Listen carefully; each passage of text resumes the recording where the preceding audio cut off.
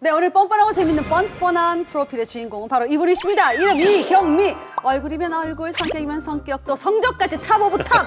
짜증났습니다. 그야말로 완벽한 여자로 부산 모의대 3대 천왕의 타이틀을 수십 년이 지난 지금까지 면면히 이어오고 있는 주인공 되시겠다. 예. 여성스러운 외모와는 달리 털털한 성격에 웬만한 남자들보다 화끈하다는데 뜨거 너 때문에 내 가슴 불난다. 때는 바야흐로 2001년 어느 날 학교 교수님들이 긴급 회동을 했다는데 아니 왜? 바로 여학생이 비뇨의학과를 지원한 것이다. 뭐라? 여자가 왜? 이해를 받아야 되나? 만약 하면 당직은 어떡하지? 하지만 성견 지명이 있었던 교수님들의 결론은 예스! 그리하여 부산 비뇨의학과 여성 전문의 1호가 탄생하였던 것이었던 것이다. You still my number one. 방방 전립선 등 은밀한 고민들을 껴안고 조심스레 들어서는 환자들에게 의사는 의사일 뿐 부끄러워 말라며 먼저 손을 내미는 여자. 질환은 물론 여성 특유의 꼼꼼함으로 환자들 마음까지 두루 살피다 보니 부부, 형제, 모녀 등 유독 가족 환자들이 많다고. 혹시 은밀한 질환 때문에 고민이십니까? The Better Life. 당신의 삶의 질을 한 단계 높여드립니다. 업그레이드 해드립니다. 비뇨의학과 이경미 선생님을 소개합니다. 네. 그렇죠. 오늘 소개 잘 됐습니까? 아, 네. 100% 만족합니다. 사실 이제 부산에서 비뇨의학과 여성 전문의 1호. 네. 네, 네, 네. 네, 제가 2005년도에 제가 네. 전문의가 되었는데 네. 물론 그때 부산에서도 1호였지만 전국에서도 네 번째였기 때문에 좀 그때 당시 이슈가 되었던 것 같습니다. 네. 아니 요즘이야 뭐 금남, 금녀 뭐 이런 그 단어가 게 촌스럽죠. 없어졌죠. 맞아요. 없어졌는데 그 20년 전만 해도 또 그렇지 않았거든요. 그때 처음에 여성으로서 이 비뇨학과 들어왔을 때 뭐 힘든 건 없었습니까? 네, 뭐 간호사로 오인하는 경우는 뭐 흔하게 있었어요. 진짜? 그러네요. 네, 그리고 뭐 진료실 들어와서 여자네 이러고 뒷걸음질 치고 나가시려고 하시는 분도 계셨고 네. 정작 마주보고 앉긴 했는데 얼굴이 빨개져가지고 아무 얘기도 못 하시고 이렇게 앉아 계시는 환자분도 계시고 했어요. 네네. 근데 지금은 찾아와도 주시고 그다음에 이제 선생님 만나서 좋은 인연으로 자기 건강하게 돼서 네. 이제 고맙다 해주시니까 네. 제가 더 감사의 따름입니다. 네. 오래된 환자분들 많이 계시잖아요. 그죠? 네, 네, 네. 그죠? 몇십 년 저랑 이제 10년 저도 이제 그쪽인지 이제 10년이 넘었으니까요. 네. 이제 저랑 같이 이제 네. 늙어 가시는 분들이 많으시죠. 네. 그러시더라고요. 자, 근데 사실 어른들 말씀에 야, 세상 사는 거 별거 없다. 잘 먹고 잘 싸야 된다. 라고 하는데. 근데 뭐 우리가 배출하는 게 그렇게 어려운 문제는 아니었다고 저는 생각했는데 저도 이제 50이 넘어가고 하다 보니까 저도 그렇고 제 주위에 있는 분들이 이게 좀 어렵다. 이게 좀 속 시원한 그런 얘기를 좀 했으면 좋겠는데 이게 좀 어렵다는 분들이 많아가지고 오늘 그 시간을 좀 갖도록 하겠습니다. 근데 실제로 이 방광 문제로 고민하는 분들이 많이 계십니까? 네. 실제 뭐 오셔서 아시겠지만 네. 환자분들이 많이 있거든요. 그래서 네, 많죠. 이제 처음 오신 분들은 네. 이렇게 소변 문제로 이제 힘들어하시는 환자분들이 이렇게 많으신가라고 깜짝 놀라시는데요. 네. 우리 하수도 별 하찮게 여기지만 평상시에 관리 잘 안 해놨다가 막히면 온 집안이 난리 나지 않습니까? 맞아요. 네, 그래서 우리 몸에 이제 하수도 역할을 하는 이제 방광하고 요로 개를 평상시에 잘 관리를 해놓지 않다가 나이 들어서 이제 곤란해하시는 경우가 많으세요. 네. 그러니까 남성분들의 경우에는 이제 특히 대표적인 게 전립선 질환인데 이제 전립선 비대증이나 전립선 암을 예를 들 수가 있겠습니다. 네. 전립선 비대증의 경우에는 우리가 연령이 이제 그 유병률이 연령과 거의 동일하다라고 생각을 해요. 그래서 네. 60대는 60%, 70대는 70%. 뭐 요즘 100세 시대니까요. 네. 근데 이제 100살쯤 되면 이제 너도 나도 다 전립선 문제가 있을 가능성이 많다고 보죠. 네. 네, 전립선 암의 경우에도 이제 남성에서 최근 이제 남성암 발생률 3위로 올라섰거든요. 그러니까 그만큼 발생이 많이 늘어나고 있습니다. 네. 이제 여성의 경우에서는 이제 우리가 소변을 자주 본다, 잘 참지 못하겠다 하는 이제 과미성 방광이 대표적인데 네. 이런 경우는 이제 40세 이후에서 이제 30% 정도, 네. 그다음 요실금도 한 40% 이상 정도의 유병률을 보이고 있습니다. 제 주위에도 방광염 앓고 계신 분들이 꽤 많아요. 아, 그래요? 근데 여자분들이거든요, 네. 네. 거의가. 네. 근데 많이 피곤하거나 피로가 누적이 됐다, 피로가 쌓였다. 그러면 방광염이 올 수 있다고 하던데 그건 맞는 건가요? 네, 방광염은 이제 굉장히 흔한 질환입니다. 그러니까 여자분의 경우에서는 이제 전체 여성의 이제 반이 이제 평생에 한 번은 앓는다는 통계가 있습니다. 그리고 얼마 전에 이제 환자분이 선생님 제가 오줌 소태인 것 같아요라고 오셨어요. 근데 네. 오줌 소태 말 들어보셨죠? 네. 네. 그게 이제 방광염을 이르는 이제 우리나라 순수 우리나라 말인데요. 네. 여기서 소태는 이제 소태나무가 있습니다. 소태나무 껍질이 굉장히 써요. 그래서 이제 우리 방광염이 생기면 굉장히 고통스럽고 아픈 것처럼 우리가 소태나무 껍질처럼 쓰고 굉장히 고통스럽다는 의미에서 우리가 방광염을 오줌 소태라고 얘기를 하는데 정말 적절한 우리말이 아닌가라고 생각합니다. 소태나무. 저는 그 오줌 소태가 방광염인지 오늘 저도 처음 알았어요. 저도 몰랐어요. 처음 네. 알았어. 저도. 그리고 또 우리말이라는 게 더 놀랍고 그 이 방광염에 걸리면 구체적인 증상은 어떻게 되나요?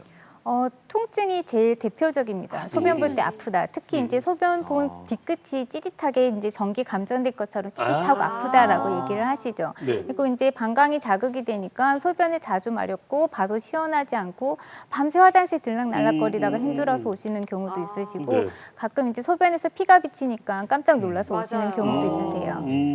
그렇군요. 정말 방광염을 앓는 분들이 많은데 예. 사실 여성분들이 이런 방광염이 오면 산부인과도 많이 가시더라고요. 네.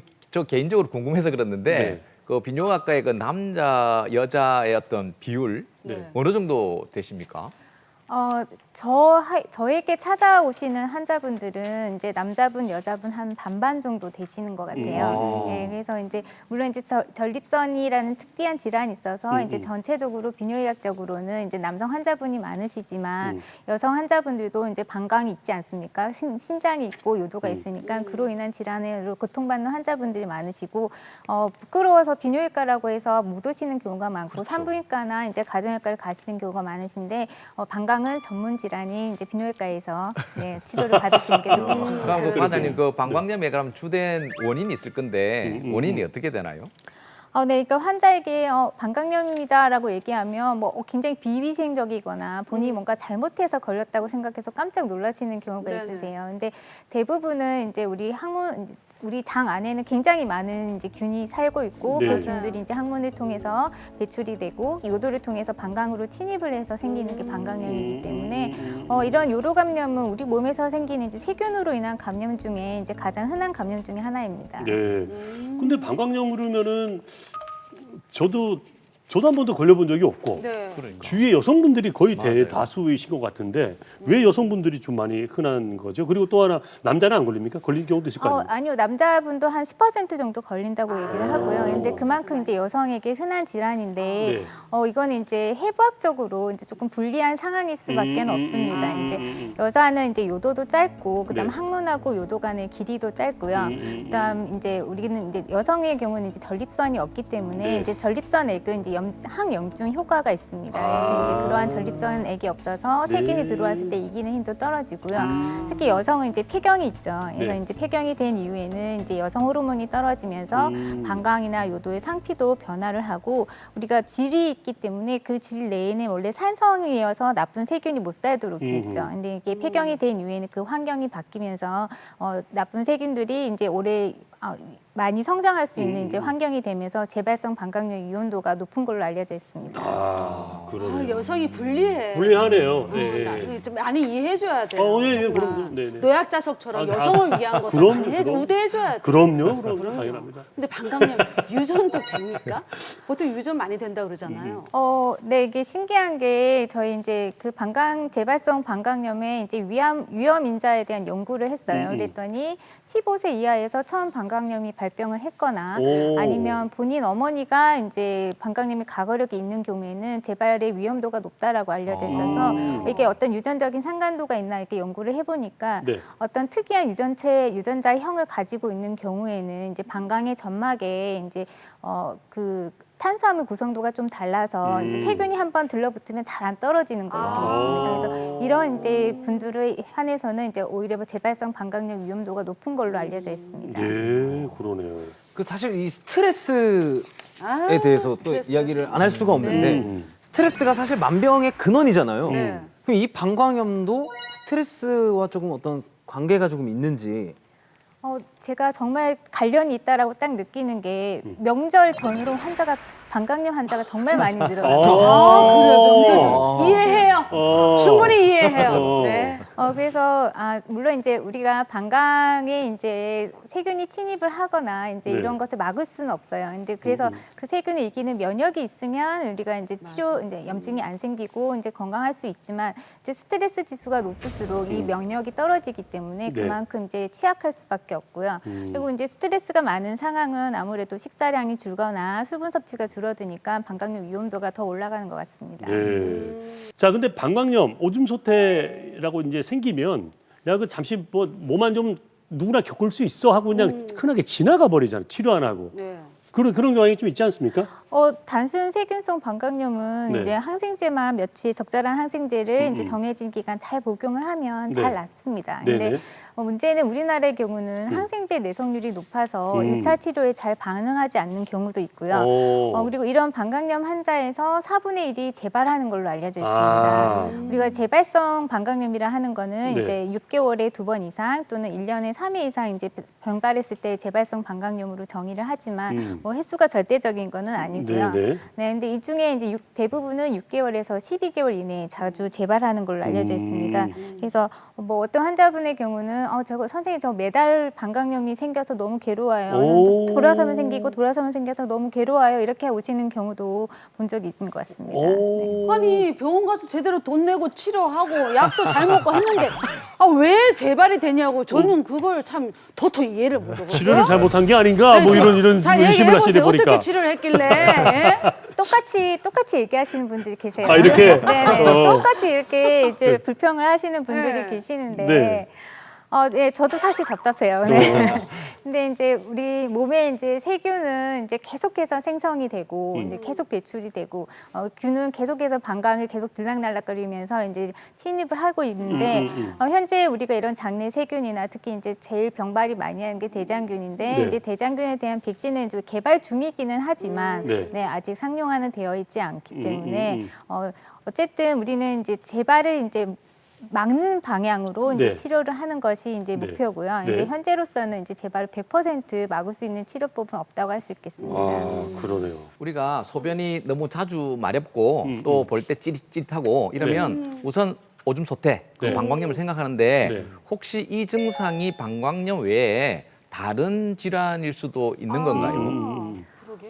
이 부분을 제가 오늘 꼭 말씀을 드리고 싶어요. 네. 그래서 이제 대표적인 질환 3가지를 제가 예를 가지. 들자면 네. 이제 간질성 방광염, 간질성? 네, 간질성. 그다음에 과민성 방광, 네. 그다음에 이제 방광암이 있습니다. 네. 그래서 특히 이제 이 3가지 질환이 이제 초기에는 증상이 비슷하기 때문에 이제 단순 방광염으로 오인을 하고 이제 뭐 약만 며칠 먹고 증상이 좋아지니까 이렇게 해서 계속 반복하다가 오히려 병을 키워서 오시는 경우가 있습니다. 네.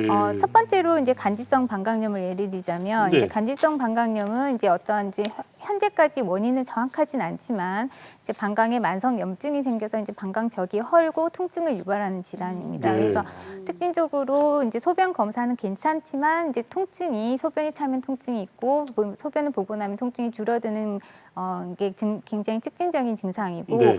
방광 내시경상에 이제 우리가 특징적인 궤양 병변이 있습니다. 그래서 네. 이제 그런 경우는 진단을 쉽게 할 수 있지만 네. 이제 궤양이 없는 경우도 있기 때문에 조금 진단이 어려운 경우도 있습니다. 하지만 이제 이런 질환은 이제 단순 방광염하고는 치료 방향이 완전히 다르기 때문에 이제 정확한 진단과 치료가 필요하겠고요. 네. 두 번째로는 과민성 방광인데요. 예, 과민성 방광은 이제 소변의 방광 기능의 이상을 인해서 이제 소변을 자주 보거나 급하거나 잘 참지 못하는 증상이에요. 네. 근데 환자분들 중에는 선생님 제가 소변을 너무 자주 보는데 방광염인 것 같아요라고 오시는 경우가 있으세요. 네. 근데 그래서 얼마나 되셨으면 좀 몇 개월 됐어요, 몇 년 됐어요라고 얘기를 하시죠. 근데 그런 경우는 대부분은 이제 급성 방광염은 아니고 이제 과민성 방광이기 때문에 네. 이 부분 또한 역시 장기적으로 약물 치료가 필요하기 때문에 네. 정확한 진단이 필요하겠습니다. 네. 세 번째로 이제 네. 방광암의 경우는 우리가 이제 혹이 튀어나오고 나면 이제 초음파라든지 이제 CT 이런 검사에서 잘 발견이 될 수는 있는데 네. 카페트처럼 이렇게 융기되는 이제 형태가 있어요. 이제 그런 경우는 방광 내시경을 보지 않으면 저희가 잘 발견할 수 없기 때문에 증상은 그냥 소변이 볼 때 좀 짜릿하다, 자주 간다기 때문에 방광염으로 오인돼서 병을 키우는 경우가 있죠. 네. 근데 그러면 그 방광염을 네. 방치를 하면 이게 암으로 발전합니까? 이게 완전히 다른 겁니까? 어떻습니까? 네, 방광암의 이제 네. 주요 원인자로는 담배, 흡연이 흡연. 아, 담배. 이제 지금 네. 담배 피우시는 분들은 또 금연하시길 바라고요. 담배. 네.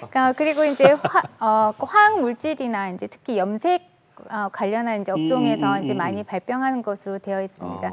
하지만 이제 반복적으로 만성적인 염증이 생겼을 때도 방광암을 유발하는 위험 인자로 알려져 있습니다. 네. 한마디 덧붙이자면 우리가 이제 항생제를 이제 저희가 방광염이라고 약을 드리면 네. 이제 며칠간 드세요라고 드리면 그걸 다 안 드시고 오는 경우가 있으세요. 괜찮으시니까. 그래서 왜냐면 이제 약을 많이 먹어서 좋을 게 없다라고 생각을 하시고 이제 보통 하루 이틀 먹으면 이제 증상이 바로 좋아지니까 맞아. 아, 약을 그래서 안 그냥 드시는 끊어버리시는 경우가 있으세요. 근데 그렇게 하면 이제 그 원인균이 이제 애매하게 살아남아서 오히려 항생제 내성을 일으킬 수 있기 때문에 이제 정해진 기간 동안 끝까지 다 복용하시기를 권해드립니다. 네. 그럼 말씀해 주신 것처럼 항생제만 잘 먹으면 되는 건지 아니면 또 다른 치료도 합니까?